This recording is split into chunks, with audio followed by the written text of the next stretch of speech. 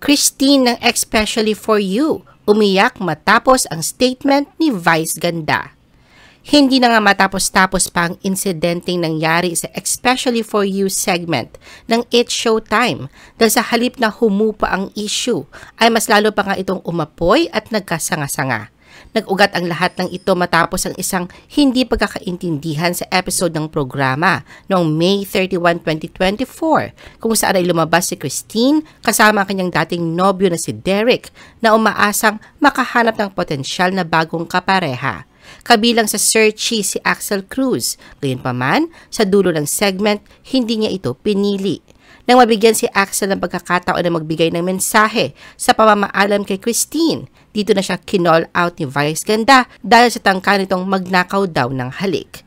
Bilang tugon sa nangyari, agad na naglabas ng reaction video si Axel. Noong June 1, 2024, sa kanyang Facebook post, sinabi niya na hindi niya raw hinalikan si Christine o intensyon na magnakaw ng halik gaya ng paniniwala ng maraming tao. Giit ni Axel, nakipag-appear lang umano siya at nakipagdikit balikat sa tinawag niyang bro code. Humingi rin siya ng paumanhin kung meron mang nasaktan at kung na-misinterpret ang kanyang ginawa. Sinigundahan naman ni Christine ang pahayag ni Axel. Nang araw ding yon, naglabas siya ng reaction video. Muli niyang ipinost ang kontrobersyal na eksena sa TikTok at stitched ng kanyang video na sinasabi niya na hindi niya naramdaman na binastos ni Axel. Paglilinaw ni Christine, wala naman daw talagang ginawang mali si Axel at wala itong balak na halikan siya. Sa halip, ang layunin nito ay itap lamang siya sa braso na parang magtropa. Wala rin daw siyang naramdaman na gusto siyang ibeso ni Axel. Ayon kay Christine, tila nais lang ni Axel na yakapin siya. Subalit dahil sa kanyang posisyon ay naging awkward ang sitwasyon. Nagpaabot din si Christine ng pasasalamat sa pag-aalala ng mga host, lalo na ni Vice, na talagang ramdam niya ang concern nito sa ganung bagay.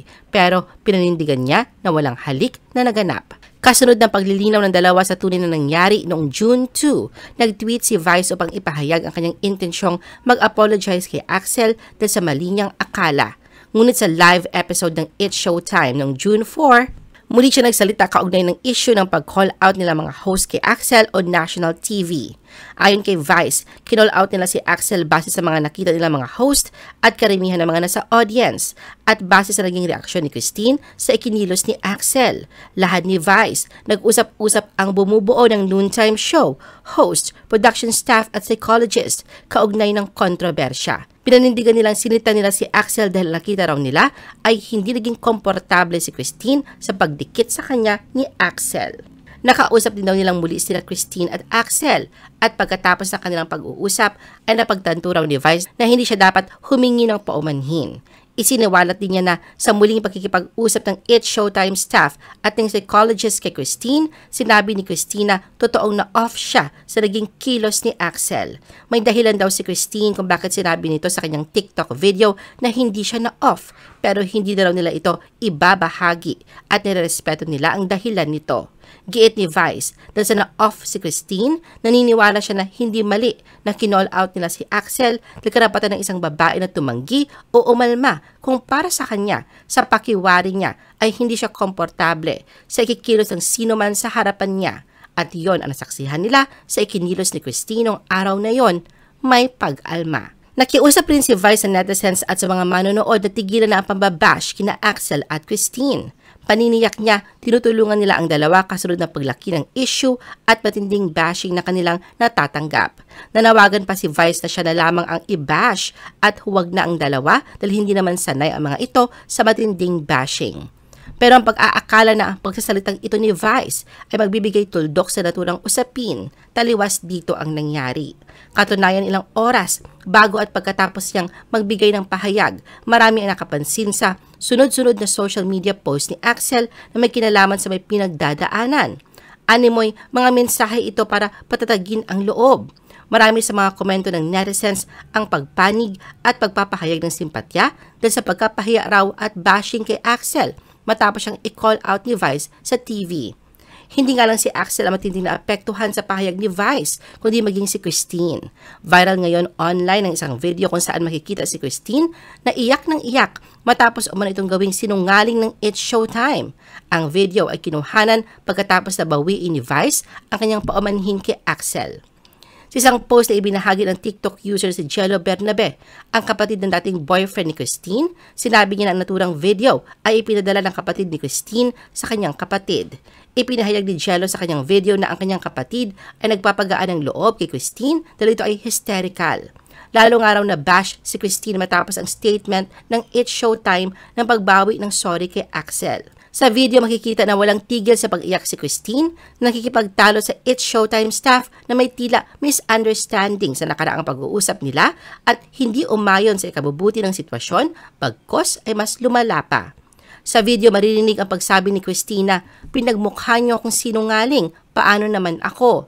Hindi nga po kayo na konsensya sa pagsisinungaling." Ang staff ay sinabihan naman si Christina, sinusubukan nilang ayusin ang issue. Sinabi naman ng uploader kung paano naapektuhan si Christina ang pahayag ni Vice dahil parang nalipat raw dito ang CC at umaasa siyang maayos ito ng It's Showtime. Maging ang writer-director si Daryl Yap ay naglabas din ng kanyang saloobin.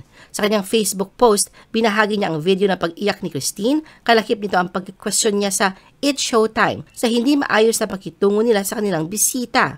Buwelta niya sa programa. Mas pinili niyo pang magmukhang tanga magpaliwanag kaysa umamin sa pagkakamali?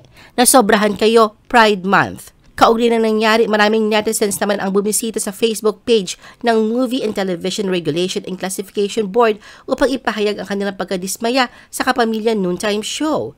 Hiniling nila sa ahensya na gumawa ng aksyon laban sa It's Showtime dahil sa pagpapahiya umano nila sa kanilang kalahok on national TV. Bilang tugon, hinikayat ng MTRCB ang mga netizens na magsumiti ng opisyal na reklamo laban sa It's Showtime. Samantala, wala pang sagot si Vice at ang bumubuo ng programa ukol sa isyong ito. I-post ang inyong comments at reaction sa baba at huwag kalimutan na i-like at i-share ang video na ito. Gusto mo pa ba ng ibang showbiz videos? Panoorin ang aming iba pang top viewed videos. Para sa aming mga YouTube viewers, pumunta lang sa description ng video na ito o i-click ang link sa itaas ng screen. Para naman sa mga Facebook viewers, ay maaari ninyong hanapin ang mga link sa comment section ng video. I-follow nyo din kami sa Facebook at mag-subscribe sa aming YouTube channel. Thanks for watching!